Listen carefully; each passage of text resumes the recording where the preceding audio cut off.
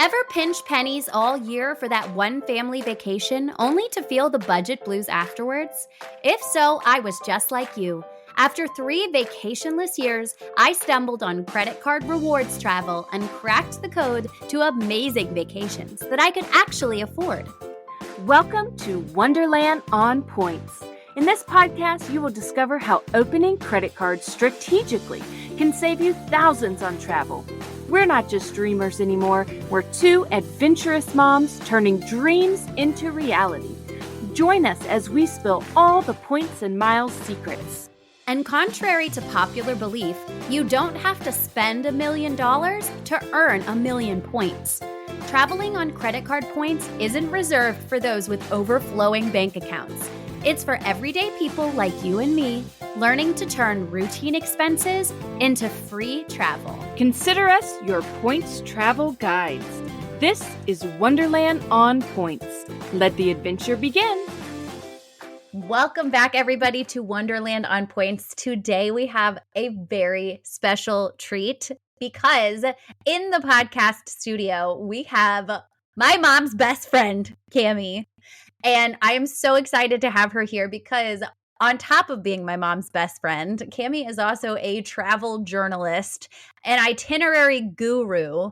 She is personally responsible for getting my family into Points and Miles, which is literally the only reason that this podcast exists. Because if Cami had not gotten my mom into Points and Miles, my mom would not have gotten me into Points and Miles, and we would not be here right now. So this is a really big deal. For those of you that have been invested since the beginning, Cami is the reason that we are all here. And she is going to give us the most extraordinary itinerary today for a bunch of national parks in the Pacific Northwest.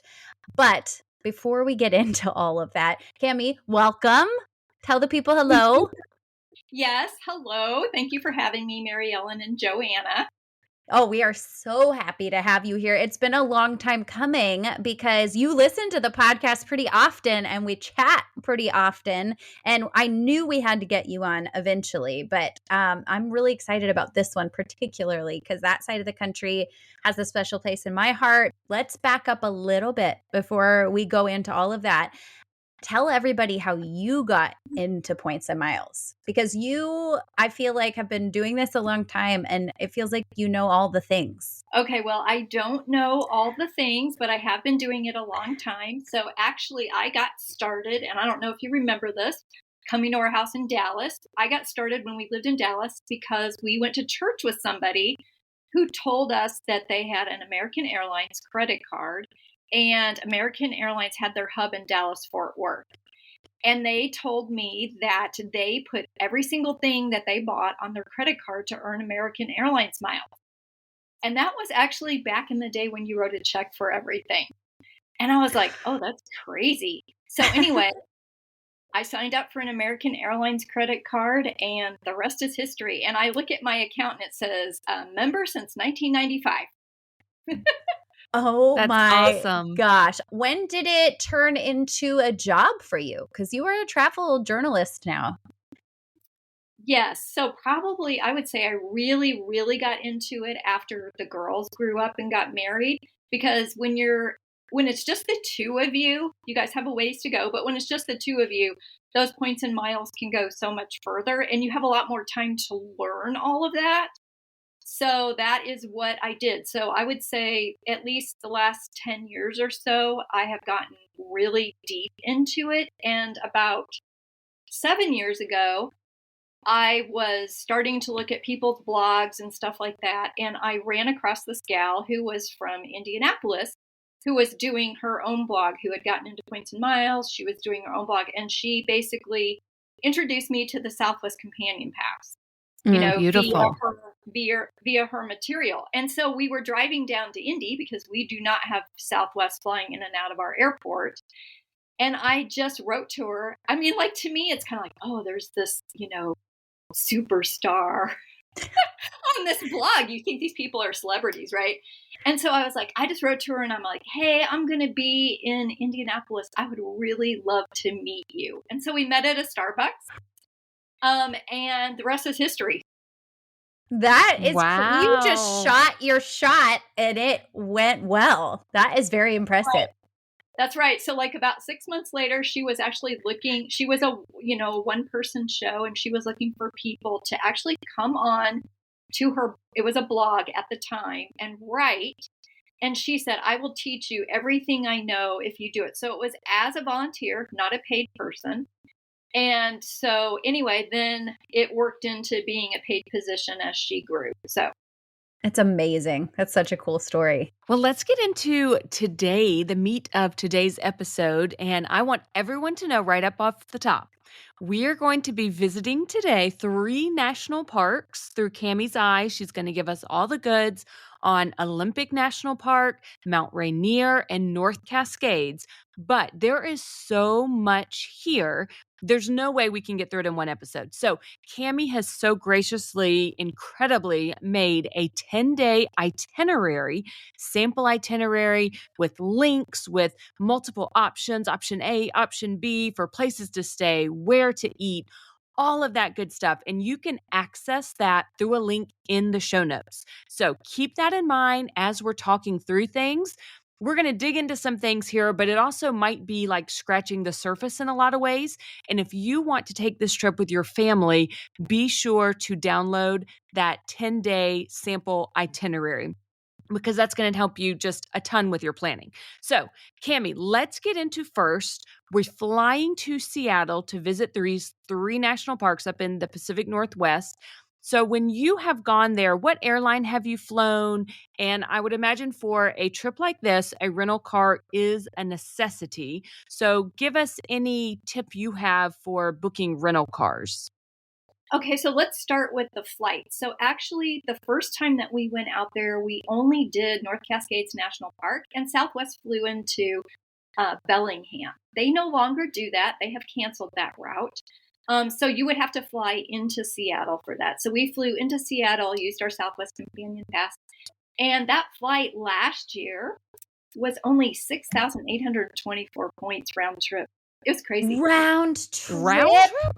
Yes. What? Yes. Southwest has changed a lot. I just have to say. I feel like right when I started, I used to see prices like that, but no more. Yeah, so that's how much it was. And then the thing I do for rental cars is I have a Costco membership just for renting cars. And we booked the car through Costco. And Joanna, I always put your dad's name on it. And then I actually watch that through Auto Slash. You guys are familiar with Auto Slash. They'll track your rentals for you. So then they sent me a price drop, right? So I went back and had your dad book that actually through Priceline, and for a week it was only $300.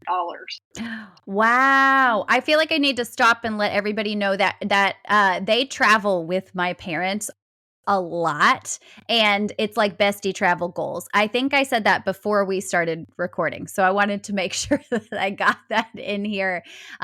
They are always traveling together, and it is like the coolest. It's all I want in life. Right. And also, what I want to say about Seattle is a big city, and the rental car place is a madhouse. So if you sign up for a loyalty program ahead of time, you're going to want to do that, because you're going to be able to skip the line in the airport, go down to the garage. Depending on which rental car company you have, you might have to go to their little booth in the garage, but some of them will just let you go right to a car. They'll have a board up and it'll have your name and tell you what spot your car's in. So anything you can do to save time, because I want to say for that, we didn't do that, and it took us like an hour just to get our car. Oh, yeah. And there are certain programs that will give you status with rental car companies. So currently I have status with Hertz because T-Mobile gave it to me. So check your T-Mobile accounts, check your credit cards even, because I think there are credit cards that come with rental car company status as perks. Absolutely. So that Capital helps One you. Venture X and American Express Platinum. Amex Platinum, personal platinum card comes with Hertz President Circle as well, I believe. However, I will say this is very tricky, very tricky. The last time that I went to rent a car through Hertz, I tried, my husband has the Amex Platinum and I have the Venture X. Both of them supposedly have this President Circle status. And when I put in his versus when I put in mine, it gave me different prices. So I guess Amex may have deals worked out with Hertz and Capital One may have deals worked out with Hertz where it wasn't the same price. So look into all your options.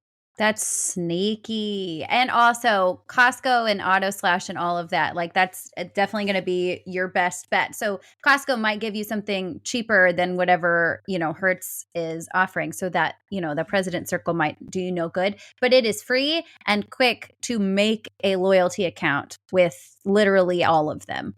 So you should definitely be doing that anyways. Yeah, the only other thing I would say, because we used to kind of be hooked on Turo and did a few Turo things, is they are not cheap like they used to be either. I've noticed that. I've been comparing recently, because then you're nervous about the insurance, whereas if you're booking it through, your Chase Sapphire Preferred card and you have primary insurance, well, you don't get that with Turo. So because it's not an official rental car company. So, you just have to compare all the prices, which is what I do. And it seems like Turo just doesn't cut it anymore for us. Yeah, there's been a few places still recently. In San Diego, got a super great deal. But when I was comparing for our upcoming London trip, I ended up going through the Capital One portal as the best option. So definitely shop around. Okay, so we have flown in and then we've gotten a car. Where are we headed first once we arrive? You are headed to Olympic National Park. And one of the things about Olympic is it's one of the most diverse national parks in America. And the reason is because you can go to the beach and see tide pools. You can go to a rainforest.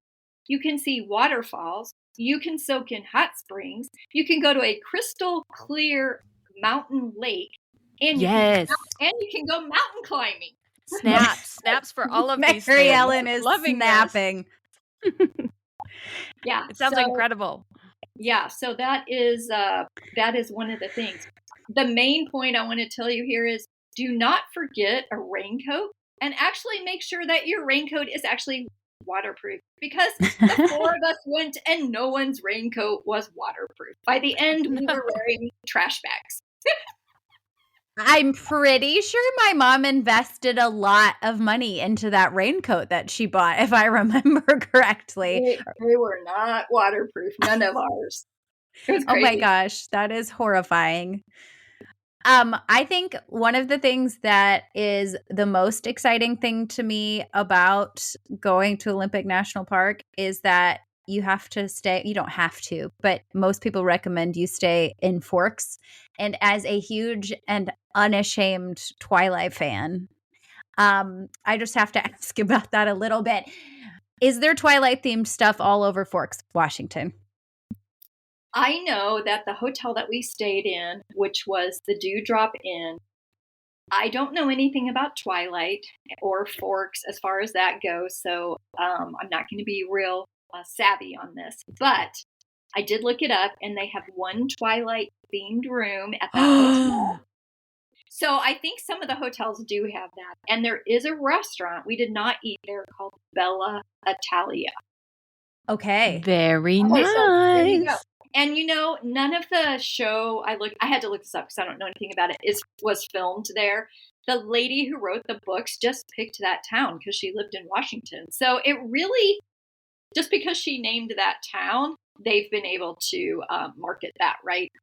Oh, I'm sure that has brought them so much more tourism. I honestly did not. Bad. Locals may not be thrilled about it. I thought it was filmed there. Clearly, I'm not that much of a fan since I've never looked up where it was filmed. Nope, it wasn't. So sorry to disappoint you. If you think you're going to go there and actually see any filming locations, it's not going to happen. Well, good to know. I'd rather know now than before I get there. Tell us about some of the highlights. I mean, you mentioned there's so much in Olympic National Park, but I know from friends that have been there, one of the things they loved the most was probably Rialto Beach and the tide pools and seeing the starfish. Tell us a little bit about that and any tips you have for making sure that you see what you want to see when you're there. Okay, well, I will tell you that we started planning this trip last Christmas and we went in September. So we had a whole 9 months. And I started looking at it. And then all of a sudden I went, full stop, full stop. I have to look at the tide chart because I want to be at the beach when the tide is the lowest. So we rearranged our whole trip to make it so that we were at Olympic National Park first. And the tide on the day that we went was -2, which is very low for tide, -2. So what I had read from one of the gals I follow about national parks is that Beach 4 was the best beach. And they were actually having a ranger-led program at Beach 4 on that day. And I said, okay, let's get there before the ranger-led program starts, because just in case there's no parking spots, because you don't know, because some of these national parks, there's 10 parking spots, right? Mm-hmm. I'm like, we're going to get to this parking lot before they get there. And that way, if it's inundated with people, we'll already be on the beach. And so that's what we did. We got there super early. We were like the third car in the parking lot. We started looking, and then the ranger came and he had some tips. So we kind of joined in a little bit at the end. And one thing he had an ultraviolet light that he was shining on those little green anemones, and they like glowed. Now, I don't know if an ultraviolet light is something you could buy and take with you. I didn't know about it at the time, but there's a tip for you. Yeah, I think that. I mean, we have some handheld black lights in our house. Don't ask Right. why pet owners need those, but I have one or two. I feel like that would work. I believe so. But let me just tell you that it was so amazing. You do not want to miss going to these beaches at low tide. Okay, this is such a good tip, though, to know that you need to be looking at tide charts and planning according to that, and then being there probably in the morning. What was the parking lot like? Did it have only 10 spots? Big. No, it was bigger than that. It was a pretty big paved parking lot because they know that lots of people are going to come there, which I appreciate that. And I think, I can't remember for sure, but I want to say we got there by 7 or 7:30 in the morning. And see, here's the nice thing too, from coming, like Mary Ellen, you coming from the East Coast, and Joanna coming from Central Time, is you're already up at 3 o'clock in the Yes, anyway. definitely. And I'm an early Yep. bird even on East Coast time. Yeah, so you'll be up at 2 and you'll be raring to go, That's perfect. Then we are over with making reservations to get into national parks, right? That's done. I feel like that was a thing for a while. Is that Okay, you never had to do that for Olympic. I will talk about that for one of the other parks, but you didn't ever have to do that for Olympic. So Good with to know. Olympic too, let me say, if you want to see the way I wrote the itinerary, you're staying in Forks the whole time and then you're moving on from there. But we actually stayed in Forks 2 nights and then stayed in Port Angeles 1 night to do the hike up the mountain. But Ooh. since we're trying to make this all get done in 10 days, I didn't do that. I had you just moving on, but you're going to still get to see most of the things that we saw. So on this side of the park, when you're more on the coast, you're going to do the tide pools and you're going to do the whole rainforest, or you're going to do the Quinault Lodge and the rainforest there. The Quinault Lodge was great because it had this roaring fireplace, and I mean huge roaring fireplace. And they had the sign on the wall that said, "For rain-sodden travelers," which is what we were. We were soaked, and it was so wonderful. So That sounds amazing. if you have time, go there. It's beautiful. It's historic, really beautiful place. So, and then going back towards, inland, towards Port Angeles and stuff, you've got lots of waterfalls. You've got that lake I mentioned. You've got hot springs if you want to go soak in the hot springs, and mountain climbing. So how about after you're doing all these activities, I would imagine you're working up quite the hunger, quite the appetite. So where is a great place to get food in and around the Olympic National Park area, which I know is it's a big park. I mean, there's a lot of territory there, but what are some of the restaurants that you guys enjoyed? Okay, so 2 of the places that we went, one of them was right in Forks, and it was called the Longhouse. And if you've never had fry bread tacos, this is the place to try them. What? So, I didn't even know that was a thing. Nope, never Yes. heard of that. yeah, so fry bread is kind of like a pita, except it's like, this round puffy thing, and they fry it, and then you put taco stuff on it and fold it in half. I think your dad actually had a burger on fry bread.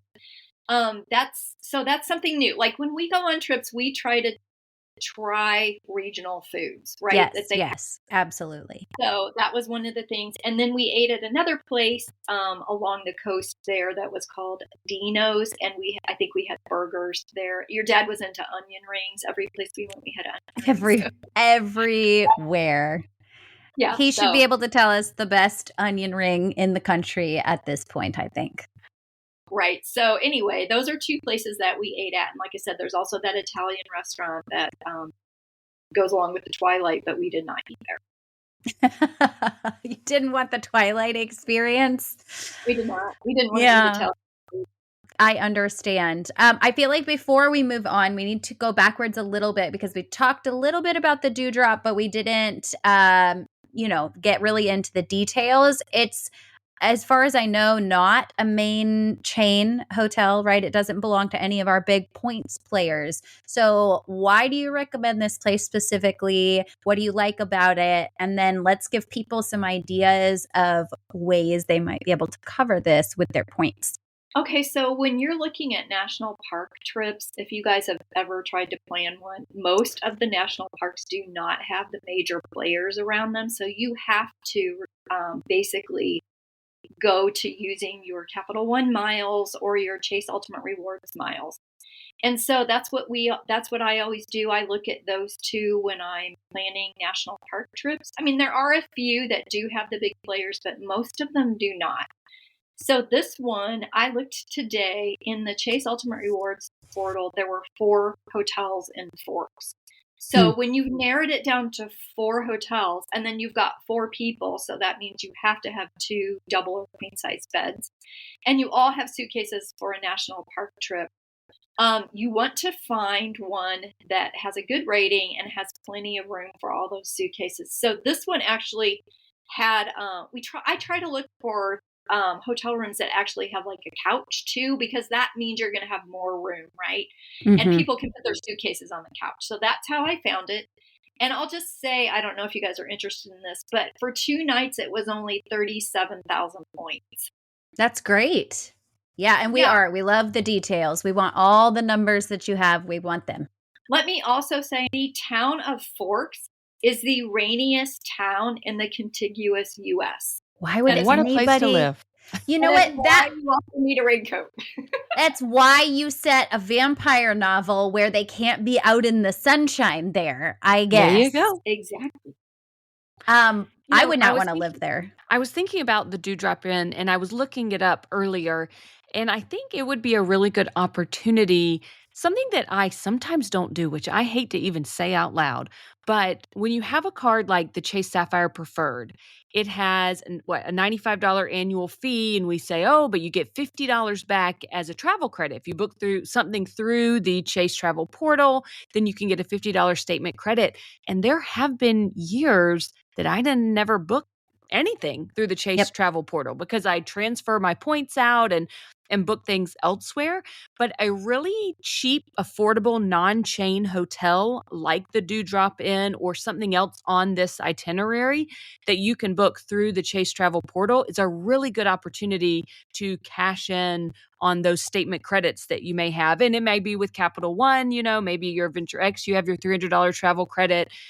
But this is a good time to shop through a portal since you don't have the chain options.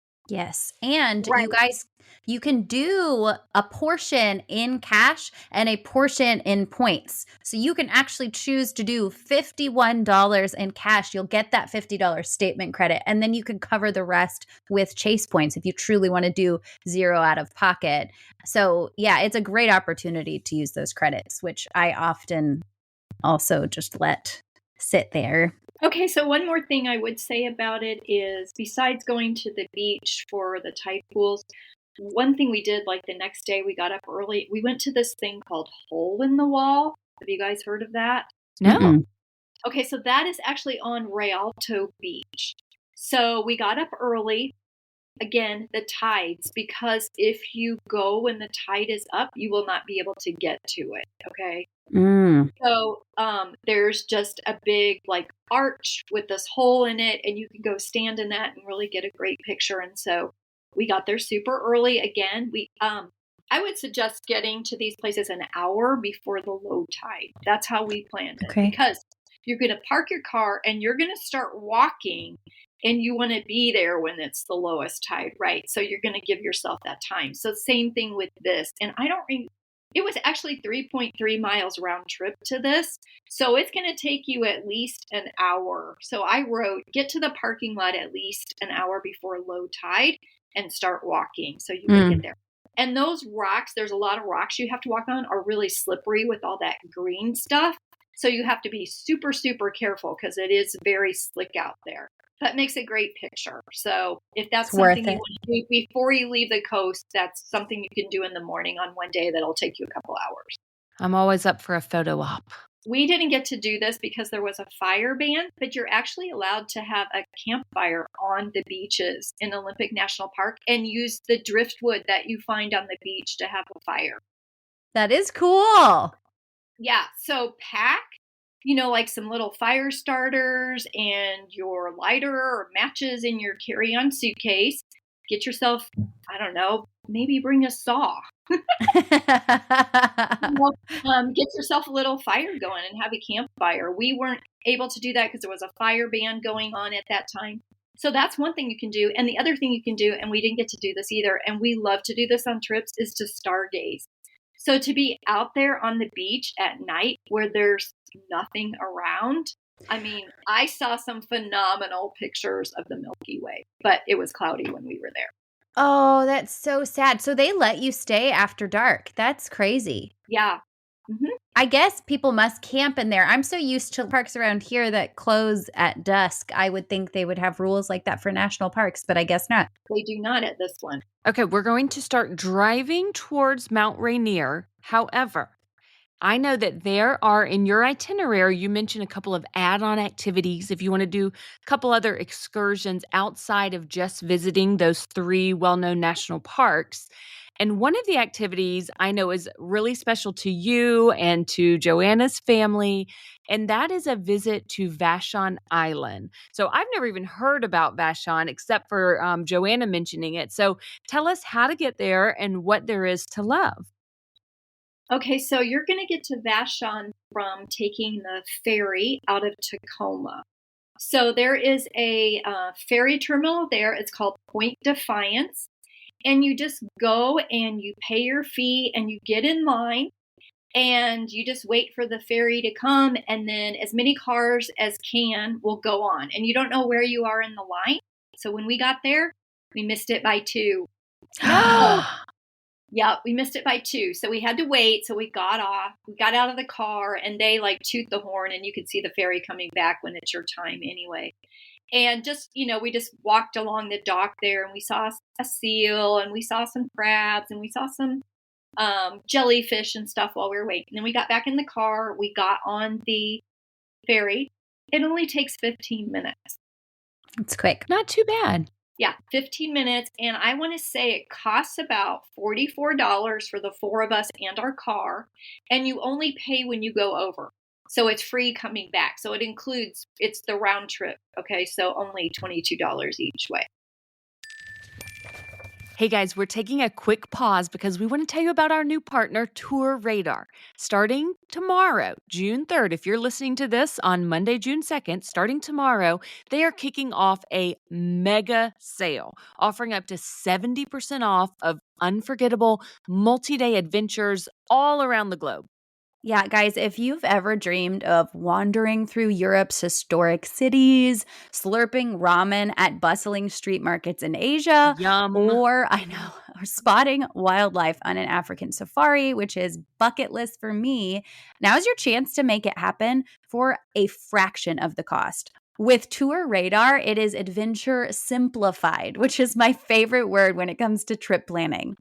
Yes, this is my favorite part. They've got you covered with a full program. experienced guides, accommodations, transportation, meals. So literally all you have to do is pack and go.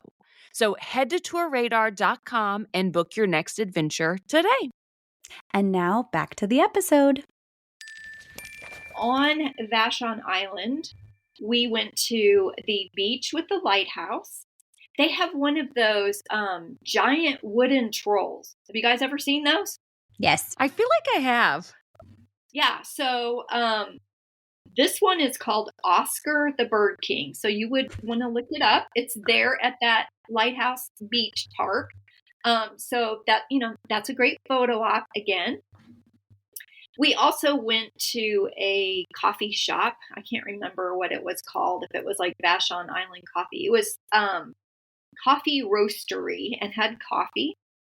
And then we also went to a country store and farm, besides the things that we actually did for Joanna's mom. So Joanna's grandfather built a house on Vashon Island. Your mom got the address from your grandma. And we drove to the house and we went up to the door and she knocked on the door and the lady let us in.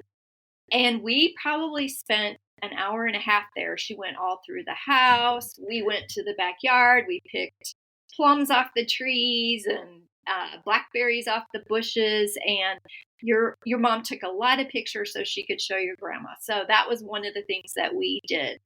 And also another interesting thing we did is when we were at this coffee roastery, she saw this sign for the store that was like a cedar mill or something. And she's like, I know somebody from my high school class that used to work at that place. And she went over there and he was there. No. Someone she went to high school with was still at the cedar mill all these years later. That's amazing. I don't think she even told me that. It doesn't ring a bell at all. Yeah, this island, look, I have not been since I was 16. My mom took me there for my 16th birthday. It was really special. And I cannot describe to you guys how gorgeous this island is. Like, to me, when you're driving along the coast of the island, especially the part that's like up high and you're looking down at the water, it's what I imagine like the coast of Ireland looks like, although that's probably more beautiful. I haven't seen it yet. So to me, this island just seems like it has so many different scenic views. It's just a really special place. And I don't think it's just because of my family's personal connection to it. Like, it is a really cool place that I think you should visit if you are over there. And everybody I've ever met that has heard of Vashon Island or been to Vashon Island does say the same thing. Even though it's not super well known, it's a place worth visiting if you're over there. Okay, so let's keep going back on the mainland over to Mount Rainier. What are some of the must-see, must-do hikes in Rainier? So the main entrance for Rainier is going to be the Paradise section. They also have another section called Sunrise. And this year, you actually do still have to have a timed entry permit. You do not for the Paradise side, but you do for Sunrise. So just so you know, you're going to want to get that on rec.gov when it opens if you're going to go to that side. We did two things. So we were there for 2 days. So it was cloudy again. We did not see the sun on this trip hardly at all. So Sad. we decided, I know, the first day we got there, we decided that day was going to be our waterfall day. So we went to see all the waterfalls we could see in the Paradise section of the park. And the best waterfall we did was a 3.5 mile round trip hike, which had a 1,200 foot elevation gain, if that matters to you. And it was called Comet Falls.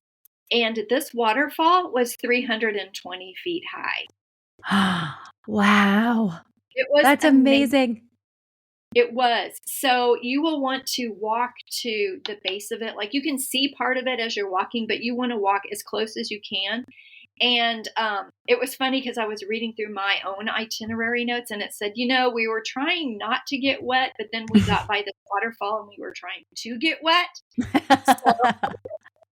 So I have, and if you're there and if you love to do pictures like I do, take a picture of some people standing, not right at the base, but a little like more towards where the grass and stuff is to see So you can see really how huge this waterfall is. So very gorgeous and totally worth that hike for sure.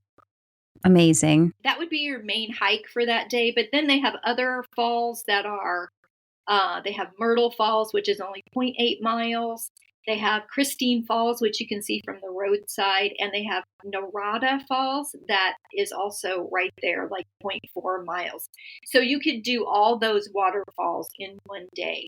And the other thing I would tell you to do, and we couldn't do it because it was cloudy, is go to Reflection Lakes, because that you're going to see a reflection of Mount Rainier if it's a sunny day in the lakes, which would be really beautiful. Wow. Okay, and then the other thing we did on the next day was the Skyline Trail, which is basically the Mount Rainier. You know, you're hiking to get this great view of Mount Rainier. So you can do anywhere between probably a 5 and 6.5 mile loop. So we chose to do a little bit less of a loop, which was 5.5 miles with a 1,500 foot gain. And that was via the Golden Gate Trail. So it's a giant loop, but this cuts kind of part of it off. And you're going through like a wildflower meadow, and there was a waterfall there. We saw marmots, lots of wildflowers. We ate berries there. So it's just going to cut some of your time off doing that. And also, if it's clear, you would see Mount Rainier, you would see Mount Baker and Mount Adams on a clear day. That sounds delightful. Yeah. And then when you get to the top, there's a place where people are just basically sitting around having their snacks and stuff. If you sit there and you're really quiet and it's quiet and you start to hear some rumbling and you think, what is that? It's actually the cracking and sliding of glaciers. What? No way. Yes. So you think it sounds like thunder? Like you just like hear this rumbling, like rumbling thunder, but it's really glaciers. So you're sitting at the top. Well, you'll see where if you're up there where all these people are just sitting, eating their snacks, taking a break, and you just sit there and just, if it's clear, you have this great view of Mount Rainier, which we never got, and it's really quiet. You can hear that. That's incredible. There's also a panorama point. Now that is not a view of Mount Rainier. It's a view of the other mountains around there the other way. So those are the 3 things that I would suggest is a waterfall day, and then making sure you go to the Reflection Lakes if you're seeing Mount Rainier, and then doing a hike up Mount Rainier, and obviously going to the Paradise Visitor Center. Mm-hmm. And I'm not going to talk about the other side because we didn't go there. I will say that I saw this picture somebody posted. They took on the other side is where they actually have skiing. If you go to the sunrise section, and you can actually take the ski lift up there, and there's like a cafe outside that has these beautiful flower boxes, and you can see Mount Rainier if you can see it.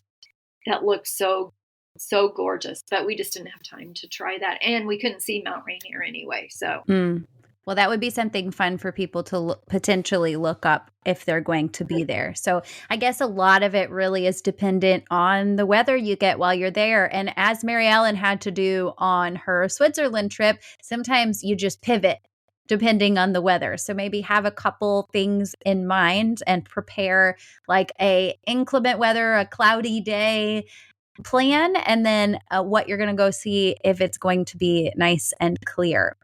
So where are we staying when we're visiting Mount Rainier? We actually stayed at a place called the Gateway Inn, and it is only 325 feet from the Mount Rainier welcome sign. What I would say about it was it didn't have very good reviews when I looked it up, but I think that was for the inn, you know, where like the rooms are all together, but they have little cabins you can book, and that's what we booked. And I would say that was probably the nicest, well, in the national parks, that was the nicest place we stayed. And it had 2 queen-size beds. It had a little kitchen area. The best thing was it had this bathroom with its own, the heaters were like those electric baseboard heaters. So the bathroom had its own little heater, and it had all these hooks on the wall. So we hung all our soaking wet clothes and hiking boots in there, turned it up to 80 and shut the door. Genius. And the next day, everything would be dry.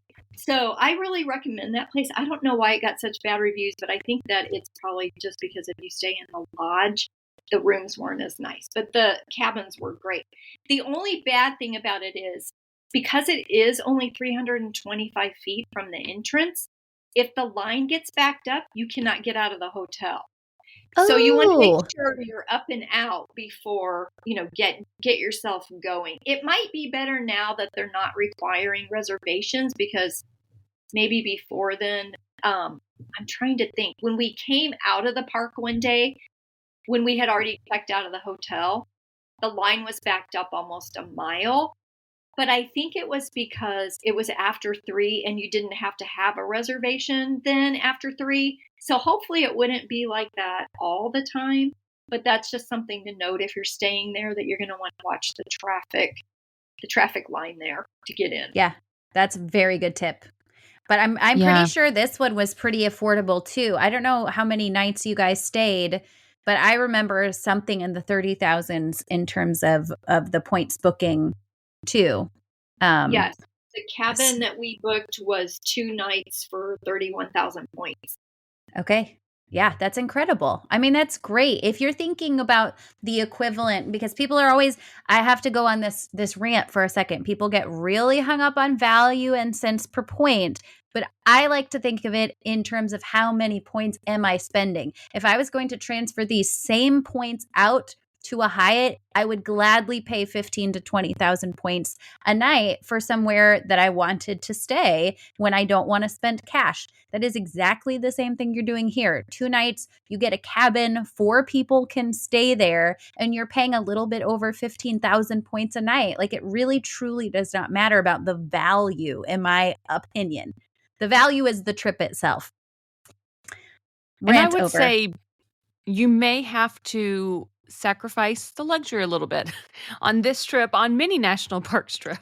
Yeah. Because, national parks are made for camping and the hotels near them are typically not luxury hotels. So these are affordable hotels, but location is what you're paying for here. Location is supreme. It is one that I will say, Joe, I don't know. I typically agree with you on this. But some of the prices of these places was so low with cash that it is an itinerary where I would think long and hard about whether I really wanted to use points, or if I had the cash, or if I had a statement credit, or I had a, fetch points that I could use for a hotels.com gift card. Think through what is important for you, and everyone is in a different place. And there are moments when it is okay to pay cash, and then there are moments when truly you just want to pay nothing out of pocket. And so whatever it is for you, that's how you can make your choices. But some of these hotels are extremely affordable. I do agree with what you are saying. I feel like I never want to spend money. I always want to spend points. I save my money for like food and rental, like things I know I probably have to spend money on, and everything else I want to be $0. So I do get what you're saying. Lots of people definitely would opt to pay cash. That's not usually my method for traveling, but it is, you have to mull all the things over. Yep.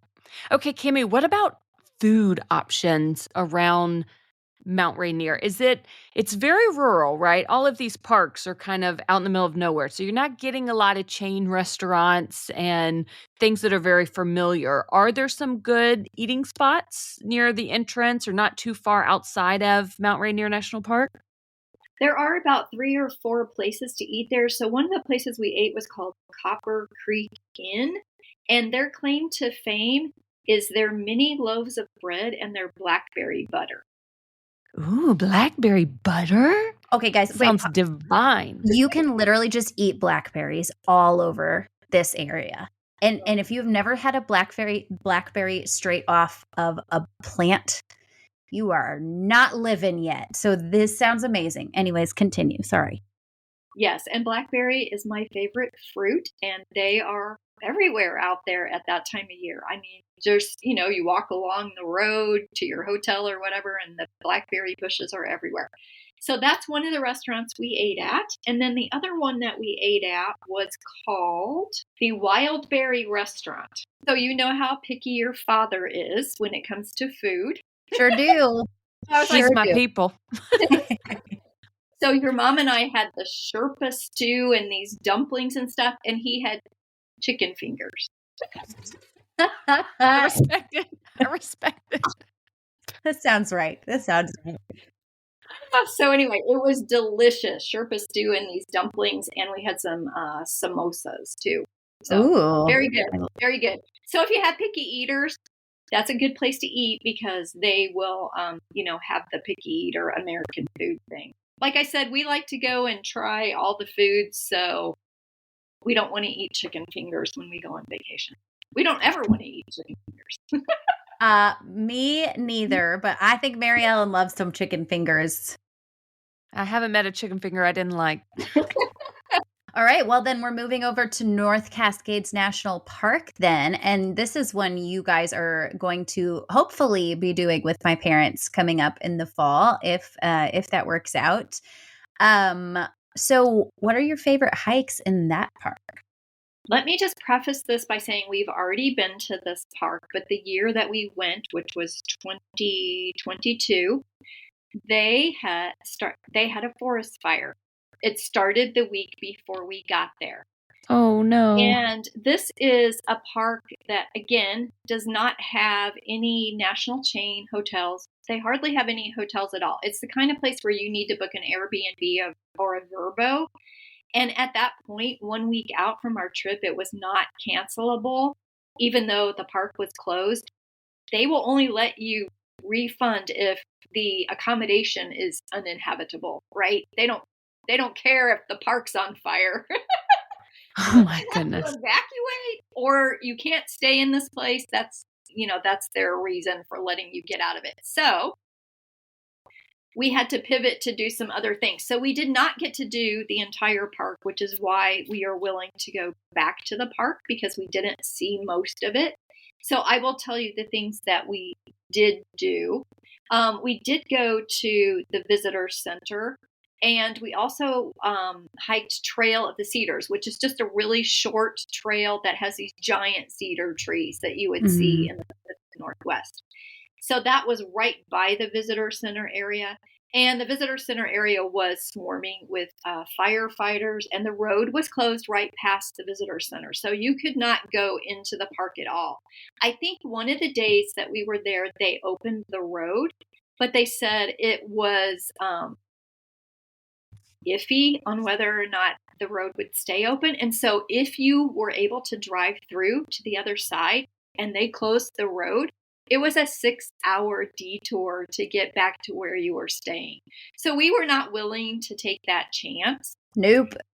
And also the whole time we were there, I want to say we were there maybe 4 nights. Only it was, like choking smoke. Okay, guys. Like you could not see the sun. You could not see the mountains. You could not see anything. Oh no. And it smelled like smoke.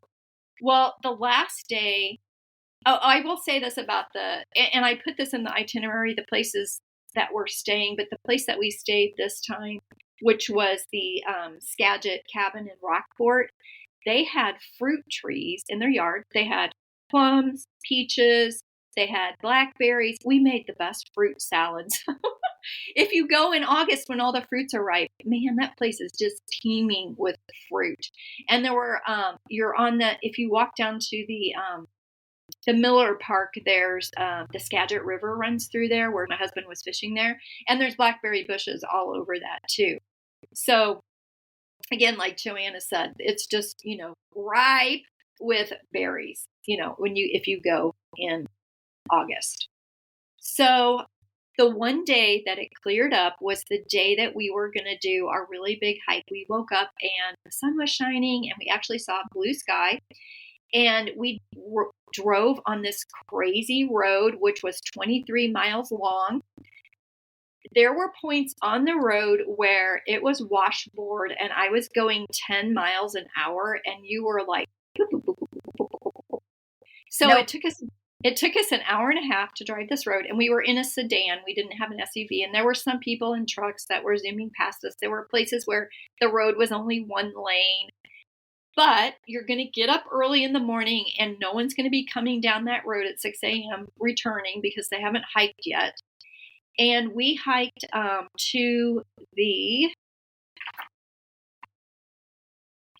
we did the Cascade Pass hike. And I hiked on to Doubtful Lake from there. It is the most beautiful place I've ever seen. I'll just tell you that right now. That is high praise. You have been a lot of places. She's been a lot of beautiful places. The picture that's on the front of the itinerary, that's the place. So you're seeing all these mountains still covered in snow. There's a glacier at the bottom of this lake. And one thing that people don't know until they've been there is that the lakes that are in these parks that are glacier melt are like the Caribbean. Yes, the color is just stunningly blue, aqua, green. Right. And when you're used to Indiana that has brown lakes, murky. Brown rivers, yes. it's just so beautiful. And the first time I went was and saw one like that was in Glacier National Park. And wow, I had no idea it was going to be like that. So that's, one thing that makes this place so stunningly beautiful. So that is an all-day hike and an all-day drive because it's an hour and a half to drive there. It took us probably 7 hours to do the hike because it was 9.5 miles. And then it took us an hour and a half to drive back. So it is, like 6 a.m. to 6 Full day. Yeah. Is it strenuous? Do you think active children could do this hike? You would have to know your kids, but it was a 3,000 foot elevation gain, which if you're a flatlander, that's pretty strenuous. Yeah. Okay. Not one that I want the toddler backpack on for. Oh no. And you have to go, part of it is going through a rock field. So yeah. Now my kids would love the rock field. They love scrambling up rocks, but it's so tempting because we travel and if we visit, we will visit as a family, probably a family of 5, full family. So it's tempting, but it's also tricky with kids. You do have to know your kids' limits but you're selling it. I mean, to say that it's the most beautiful place you've ever seen makes me willing to try just about anything to get there. Yeah. So, I mean, you can always try it and see how far you can get. You can actually get to the Cascade Pass overlook at about 2,100 feet. And then the Doubtful Lake is another like 800 foot elevation gain. So. Is it worth the 800 feet? Be honest. Absolutely. You saw that. Okay. Yeah, it's stunning. My mom is so excited from the lake for that moment. Yes. Yes. I hope your mom's been training. She's a good hiker, I feel like. I don't know if she knows what she's in for with this kind of elevation, but she is a good hiker, I think. She is. I guess I have not hiked with her. This is just what I assume from the pictures of her adventures. Yeah, she is very adventurous and, she just goes for it, even if it's hard. So I love that about her. She just finished 7 days of storm chasing with my brother and saw 4 tornadoes. That's my mom. Yep.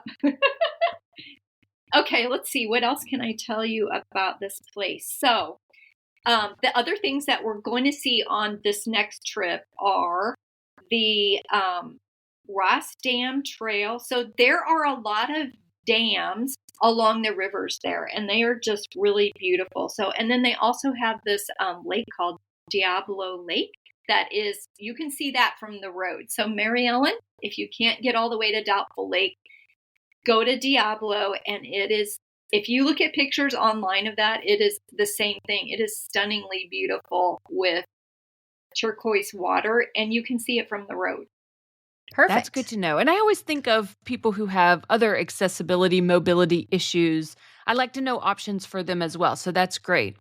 You can take a boat trip across that too. So they actually do have a couple of lakes in this park that you can take boat trips on. There's probably at least 3 lakes that you can take boat trips on. Oh, how wonderful. Are those the kind of things you book through the national park, or can you get those on Viator? How are we doing that?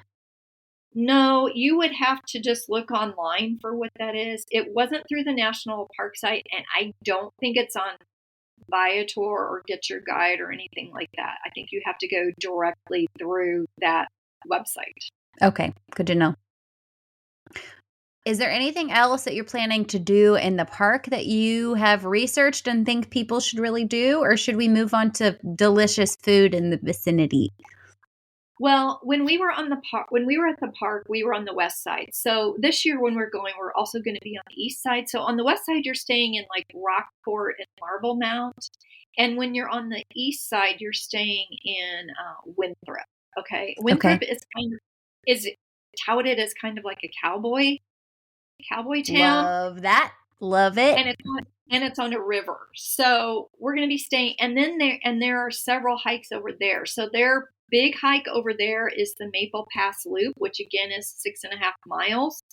And then there's also one called the Blue Lake Trail, which I would assume that the lake is probably blue. And that's only 4 miles with a 1,000-foot gain. So I think there are some beautiful things you can see in there without having to go the 9.5 miles like we did. We just didn't get to see them because the park was closed. Yeah, that makes sense. Do you want to shout out the Airbnbs that you're going to be staying at? Okay, so on the west side, we stayed at the Skagit Cabin Rockport. This time, with your parents, we're staying at a place called the Base Camp at Skagit. So the Skagit River goes through there, and even the color of that river is like green, like, clear Amazing. green. A great place to fish. And then in Winthrop, they actually do have hotels, no chain hotels again. So you're going to be booking through Capital One or the Chase Travel Portal for those. And we are staying at what TripAdvisor said was the #1 hotel, which is the Mount Gardner Inn in Winthrop. So I always check lots of places for my prices. So it was actually $100 more in the Chase Travel Portal to book it with points than it was to book directly with the hotel. Very important. Yeah, so I booked it with the hotel for $100 less, and I am going to just erase that with points. There you go. Perfect. But yeah, that's why you guys have to shop. You shouldn't assume that the price that you're seeing when you go through the Chase portal or wherever else you look is the actual price. Or it's the cheapest price, because often that is the case. I don't know if Chase will do this, and I don't know if you've ever tried, Cami. Capital One says they will match a price. If you find it on the website, they'll match it for their portal. I haven't actually tried it. I just haven't needed to yet. I don't know if I would ever go to that much trouble or not, but something to consider. Right. And the thing I found is like, the Chase Travel Portal, always tells you, well, we give you 1.25 cents per value. But when I've compared, they've never given me 25% more for free. Yeah. So it's like Instacart. They like bump up the prices and then for sure. And then tell you you're getting free delivery even though your prices are more expensive. Yeah, I don't know. It would be interesting to know, because like this was just a prime example of how it was cheaper to just book directly with the hotel. Yeah, for sure. All right, so what are we eating in the area? Okay, again, because we didn't stay on the east side, we only stayed on the west side. So they had a place that had specialty burgers. That's something we always like to try, called the Upriver Grill and Tap Room. And that was in Marble Mount on the west side of the park. And then we also ate at the Rockport Bar and Grill, which was really a dive, but that was the day we did the Cascade Pass and we didn't care. Yeah. We're like, after that many miles, we just want to go to this closest thing to our Verbo. So that was what we had. Is there any last tip that you want to give us as somebody is flying back home from this journey? I'll just say one more thing that would be a really good tip for you guys to know. Perfect. You're flying in and out of Seattle for any reason. So we were there to leave, right? And I went up. They actually have people in the airport that have on information vests. So you can go up to these people and ask them questions. So I went up to this guy and I said, hey, I've got a priority pass. Can you please tell me which lounge would be the least crowded in this airport? And he told me. And it was the club. It's called the Club Lounge, which some of those club lounges are not great, but this one was near gate S9, S as in Sam, 9. It was wonderful, and there was hardly anyone in there. It was big. I mean, some of them are teeny tiny, and kids are screaming. Yes, they This are. was huge, and there was like no one in there. So that is a great tip for the Seattle airport if you have a priority pass. I'm so excited about this itinerary. And you guys, I cannot stress to you enough how absolutely spoiled you're going to be. Once you see this itinerary, you're going to be upset with us that we don't have one for every single episode because it is so detailed. You have all of these different options. Everything's clickable. You will know exactly how far you have to drive in between spots. Like she's thought of everything.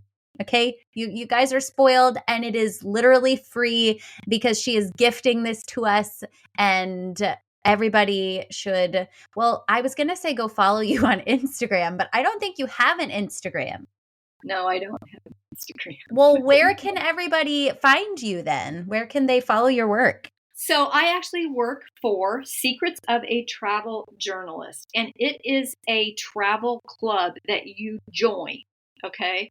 And we do have a website. It is secretsofatraveljournalist.com. And under the travel tips section, I have lots of articles that you can find. Amazing. And these are extremely well thought out, well written, detailed articles, just like this amazing itinerary. I will link the website in the show notes. So you guys can go over there because I know, although I am an auditory learner, I know many of you guys out there like to read to get your travel information.